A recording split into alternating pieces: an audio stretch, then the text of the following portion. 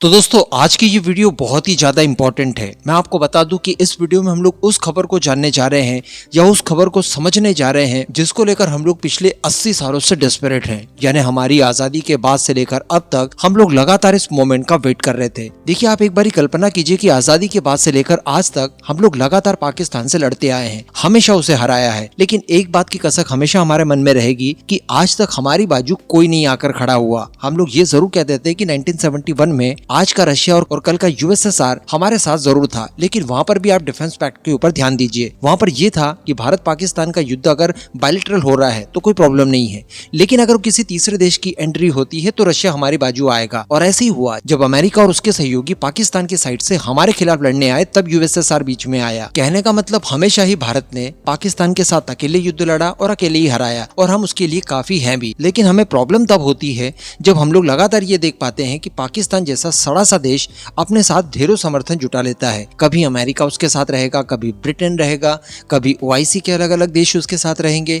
Even अगर China की बात की जाए तो चाइना चूंकि भारत का भी दुश्मन है, इस वजह से वो पाकिस्तान का बाय डिफॉल्ट मित्र हो जाता है और वो उसके बाजू हमेशा होता है। आजकल टर्की और अजरबैजान को हम लोग देख पा रहे हैं। तो ये सारी चीजें हम लोगों के समझ के बाहर थी और हम ये चाहते थे कि कोई ना कोई ऐसा देश भी हो जो हमारे साथ आकर खड़ा हो। चलिए, अगर हमारे साथ कोई आकर खड़ा ना भी हो तो हमारी धाक एटलीस्ट इतनी हो कि पाकिस्तान के साथ अगर हमारा कोई कॉन्फ्लिक्ट हो रहा हो तो उसके बाजू भी कोई और खड़ा ना हो। हम लोग बायलैटरली आपस में युद्ध करें और दोनों अपनी शक्तियों का इस्तेमाल करते हुए फिर दुनिया को बताएं कि कौन पावरफुल है। अब वैसी ही कंडीशन एक्चुअली आ चुकी है। जी हाँ, आप एक बारी सोच कर देखिए कि आज की परिस्थितियां किस ओर इशारा करती है। कुछ ही सालों पहले हमारे स्वर्गीय सीडीएस साहब विपिन रावत जी ने ये कहा था कि भारत इस समय 2.5 फ्रंट लड़ रहा है। आधा फ्रंट भारत के अंदर है, एक फ्रंट चाइना की तरफ, एक फ्रंट पाकिस्तान की तरफ, और ये भारत के लिए काफी गंभीर विषय था। लेकिन आज अगर पाकिस्तान के संदर्भ में हम लोग बात करें तो निश्चित तौर पर पाकिस्तान के अंदर भी आधा फ्रंट है, एक फ्रंट उसका अफगानिस्तान की तरफ है। हम लोग कभी कल्पना नहीं कर सकते थे कि भारत की फॉरेन पॉलिसी ऐसी हो जाएगी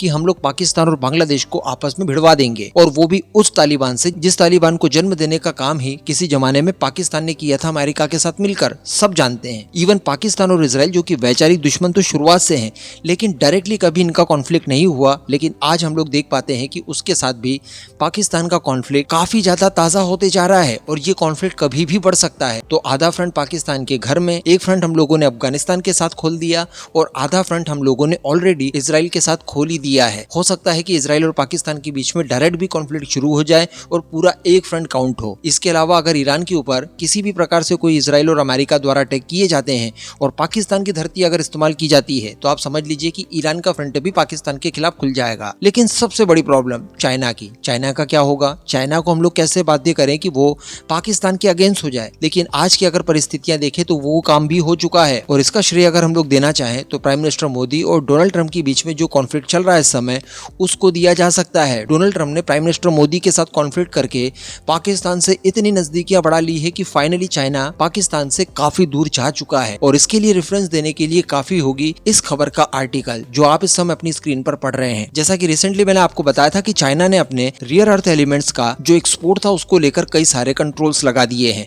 इवन सभी देशों को ये कह दिया है कि आप हमसे खरीद तो रहे हैं, आप खरीदिए, लगातार खरीदिए, लेकिन इसे री एक्सपोर्ट अमेरिका को ना कीजिए। इवन भारत को भी उसने कहा है कि आप अपने लिए तो ले सकते हैं, अमेरिका को आपकी कोई भी कंपनी इन सब चीजों को नहीं बेचेगी। जिससे अमेरिका और चाइना के बीच में भी एक नया कॉन्फ्लिक्ट शुरू हो चुका है और डोनाल्ड ट्रंप द्वारा 100% तक के टैरिफ्स चाइना के ऊपर इम्पोज कर दिए गए हैं, जो कि लागू भी हो जाएंगे 1 नवंबर से। लेकिन इसके पीछे कारण क्या है? अचानक चाइना ने ऐसा क्यों किया? तो देखिए, यहाँ पर चाइना के द्वारा सफाई दी गई है। क्या सफाई दी गई है कि ये जो हम लोगों ने रियर अर्थ एलिमेंट्स को लेकर एक्सपोर्ट कंट्रोल लगाया है, इसके पीछे पाकिस्तान दोषी नहीं है, इसके पीछे पाकिस्तान का कोई मुद्दा नहीं है। यानी चाइना के ऊपर इस समय ये आरोप लगाए जा रहे हैं कि चूंकि पाकिस्तान जो आपके सबसे बड़े प्रॉक्सीज में से एक था, आप उसकी रिक्वायरमेंट की 80% डिफेंस इक्विपमेंट एक्सपोर्ट करते हैं उसे, और आपका आयरन ब्रदर माना जाता है, वो चूंकि अमेरिका के पाले में जा चुका है। पाकिस्तान की जमीनों में जो इस तरह के रियर अर्थ एलिमेंट्स पाए जाते हैं उनको बेच दिया है उसने अमेरिका को। रिसेंटली हम लोगों ने ये फोटो देखा जहाँ पर शहबाज शरीफ और फील्ड मार्शल डोनाल्ड ट्रंप को यही रियर अर्थ एलिमेंट्स बता रहे हैं,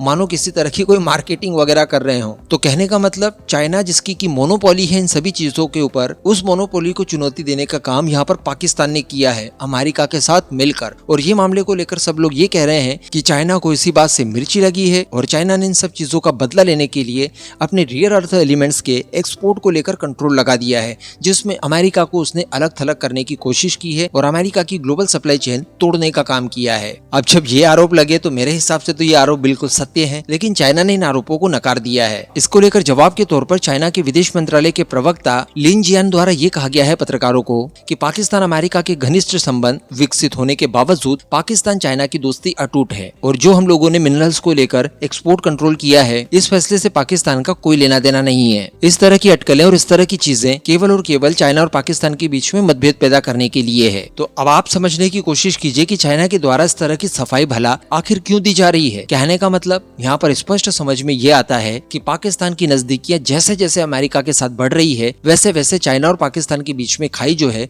वो बढ़ती जा रही है। यही नतीजा देखने के लिए मिल रहा है कि भारत और चाइना कई मोर्चों पर एक साथ आए हैं और दोनों देशों के संबंधों में पिछले कुछ समय में बहुत ज्यादा सुधार हुए हैं। बाकी आप अगर मेरे इस विश्लेषण से सहमत नहीं है तो आप अपना ओपिनियन जरूर दीजिएगा कमेंट बॉक्स में और जरूर बताइएगा कि आपको इन सब के पीछे क्या लगता है।